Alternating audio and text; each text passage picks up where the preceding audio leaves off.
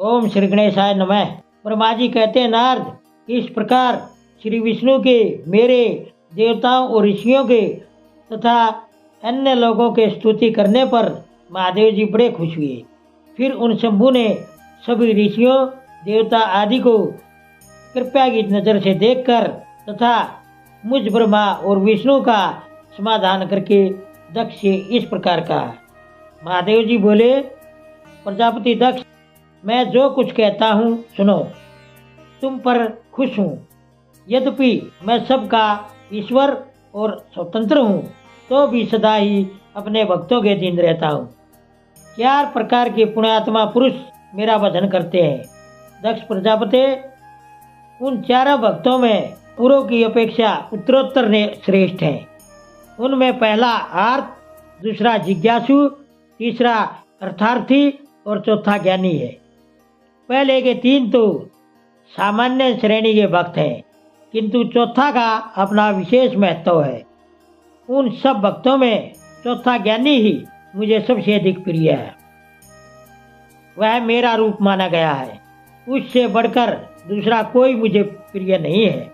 यह मैं सत्य सत्य कहता हूँ। मैं आत्मज्ञ हूँ। वेद वेदांत के पारगामी विद्वान ज्ञान के द्वारा मुझे जान सकते हैं। जिनकी बुद्धि कमजोर है वे ही ज्ञान के बिना मुझे पाने की कोशिश करते हैं। कर्म के अधीन हुए मूर्ख मनुष्य मुझे वेद, यज्ञ, दान और तपस्या द्वारा भी कभी नहीं पा सकते। अतः दक्ष, आज से तुम बुद्धि के द्वारा मुझ परमेश्वर को जानकर ज्ञान का आश्रय ले समाहित चित होकर कर्म करो। प्रजापति, तुम उत्तम बुद्धि के द्वारा मेरी दूसरी बात भी सुनो। मैं अपने सगुण स्वरूप के बारे में इस गोपनीय रहस्य को धर्म की दृष्टि से तुम्हारे सामने प्रकट करता हूँ। जगत का परम कारण रूप मैं ही ब्रह्मा और विष्णु हूँ। मैं सबका आत्मा, ईश्वर और साक्षी हूँ। स्वयं प्रकाश तथा निर्विशेष हूँ। मुने, अपनी त्रिगुणात्मिका माया को स्वीकार करके मैं ही जगत की सृष्टि, पालन और संहार करता हुआ उन क्रियाओं के अनुरूप ब्रह्मा, विष्णु और रुद्र नाम धारण करता हूँ।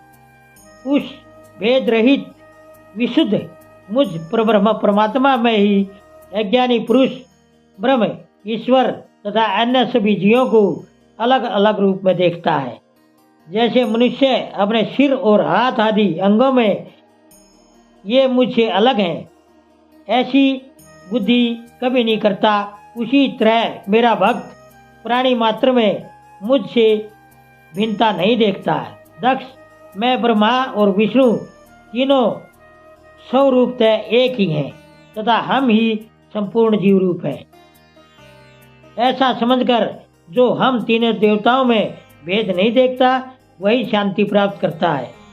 जो नराधम हम तीनों देवताओं में भेद रखता है वह निश्चय ही जब तक चंद्रमा और तारे रहते हैं तब तक नरक में निवास करता है।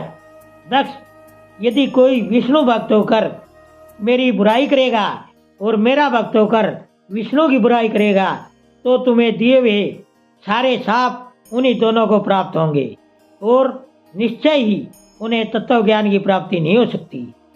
ब्रह्मा जी कहते हैं, मुने, भगवान महेश्वर के इस सुखदायक वचन को सुनकर सब देवता, मुनि आदि को इस अवसर पर बड़ी खुशी हुई।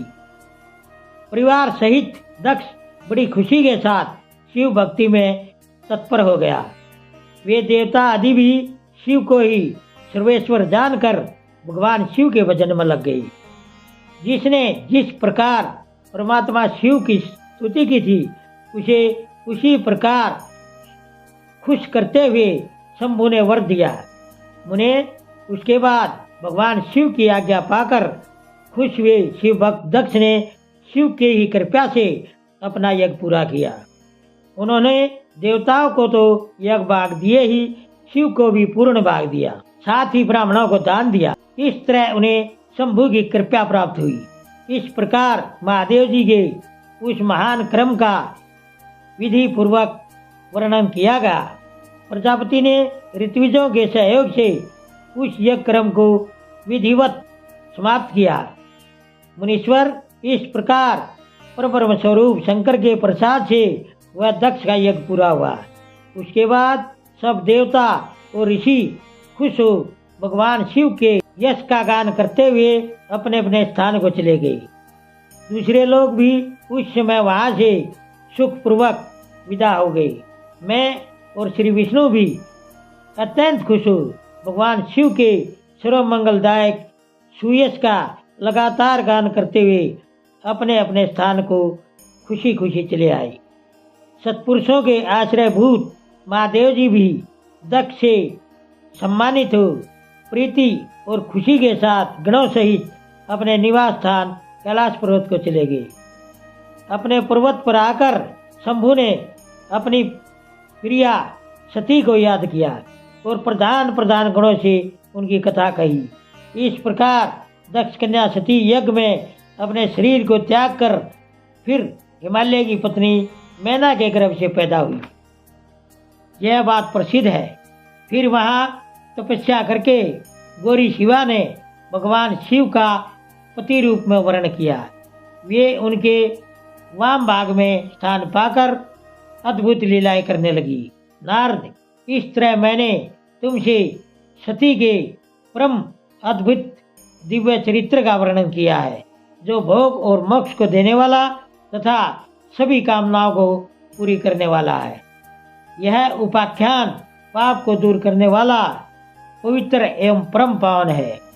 स्वर्ग, यश तथा आयु को देने वाला तथा पुत्र पौत्र रूप फल प्रदान करने वाला है। जो भक्तिमान पुरुष भक्ति भाव से लोगों को यह कथा सुनाता है, वह इस लोक में सभी कर्मों का फल पाकर परलोक में परम गति को प्राप्त कर लेता है। ओम नमः शिवाय। रुद्र संहिता का सती खंड संपूर्ण है। दोस्तों, सभी तरह की धार्मिक वीडियो देखने के लिए बने रहिए हमारे YouTube चैनल धार्मिक वाणी पर। धन्यवाद।